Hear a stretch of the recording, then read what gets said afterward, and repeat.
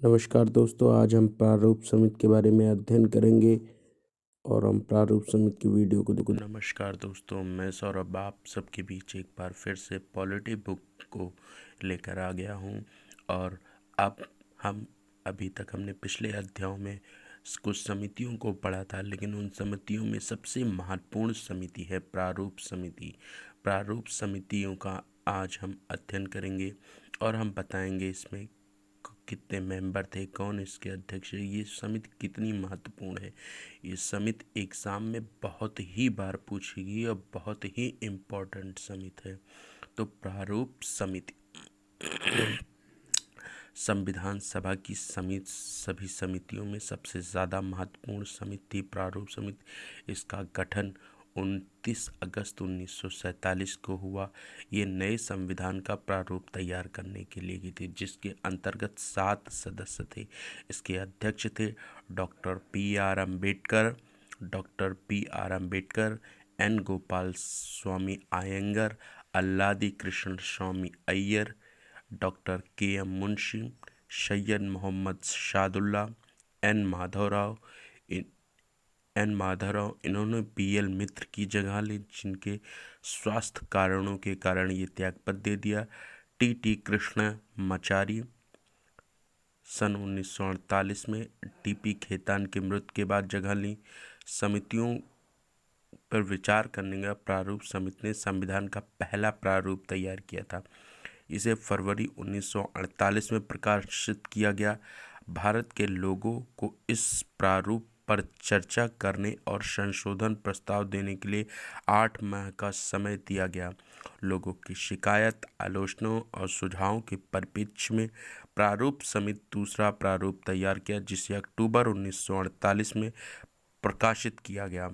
प्रारूप समिति ने अपना प्रारूप तैयार करने के 6 माह से भी कम समय लिया और इसके दौरान उसकी कुल 141 बैठकें हुई। अब इसमें से मोस्ट इम्पॉर्टेंट प्रश्न क्या है मैं बता रहा हूँ। 29 अगस्त मतलब प्रारूप समिति का गठन कब हुआ? 29 अगस्त 1947। अध्यक्ष कौन? Doctor B R Ambedkar. कितने सदस्य थे? 7। सातों सदस्यों के नाम doctor B R Ambedkar, N Gopal Swami Ayyangar, Alladi Krishna Swami Iyer, doctor K M Munshi, Syed Mohammad Saadulla, N Madhavrao, T Krishnamachari. और 8 माह का समय इसमें दिया गया था और इसमें 141 बैठकें हुई। अक्टूबर 1948 में बन करके ये तैयार हो गए थे। ठीक, अब बहुत ही इम्पोर्टेंट समिति है। आइए हम देखते हैं इसमें अगली है संविधान का प्रभाव में आना। संविधान प्रभाव में क्यों आया? डॉक्टर बी आर अम्बेडकर ने 4 नवंबर 1948 को संविधान का अंतिम प्रारूप पेश किया। इस बार संविधान पहली बार पढ़ा गया। संविधान इस पर 5 नवंबर 1948 पर आम चर्चा हुई। संविधान पर दूसरी बार 15 नवंबर 1948 से विचार होना शुरू हुआ। इसमें संविधान पर खंडवार विचार किया गया। यह कार्य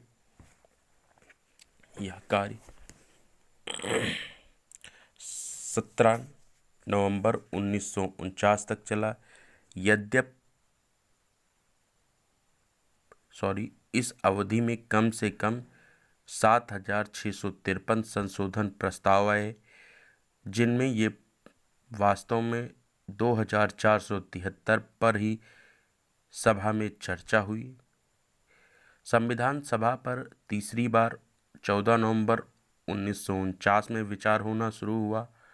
doctor Ambedkar the constitution is settled by the assembly be passed प्रस्ताव पेश किया। संविधान के प्रारूप पर पेश इस प्रस्ताव को 26 जनवरी 1949 को पारित घोषित कर दिया गया और इसके अध्यक्ष व सदस्यों के लिए हस्ताक्षर लिए गए।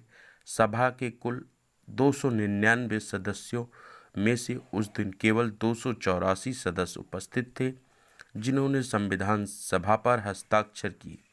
संविधान की प्रस्तावना में 26 नवंबर 1949 का उल्लेख उस दिन के रूप में किया जाता है जिस दिन भारत के लोगों ने संविधान को अपनाया, लागू किया व स्वयं को संविधान पहुंचा। 26 नवंबर 1949 को अपनाए गए संविधान में प्रस्तावना, 395 अनुच्छेद और 8 अनुसूचियां थीं। प्रस्तावना पूरे संविधान को लागू करने के बाद किया गया। नए विधि मंत्री, नए कानून मंत्री डॉक्टर BR अम्बेडकर ने संविधान सभा के प्रारूप को रखा। उन्होंने सभा के कार्यकलापों में बढ़ चढ़कर के हिस्सा लिया। उन्होंने अपनी तर्कसंगत प्रभावशाली दलीलों के लिए जाना जाता था। उन्हें भारत के संविधान के जनक के रूप में पहचाना जाता है। भारत के संविधान के मुख्य वास्तुकार के रूप में भी उन्हें जाना जाता है। महान लेखक, संवैधानिक विशेषज्ञ और अनुसूचित जातियों के निर्वादित नेता भी थे। तो इससे आपने समझा कि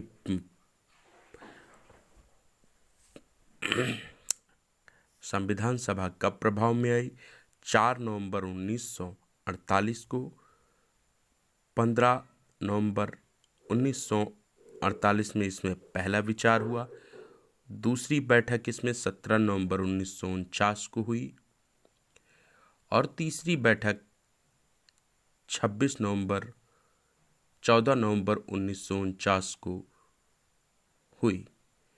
26 नवंबर 1949 को संविधान बनकर पारित तैयार हो गया। उसी दिन इसको घोषित किया गया। 26 नवंबर 1949 को अपनाए गए संविधान में 395 अनुच्छेद और 8 अनुसूचियां थीं।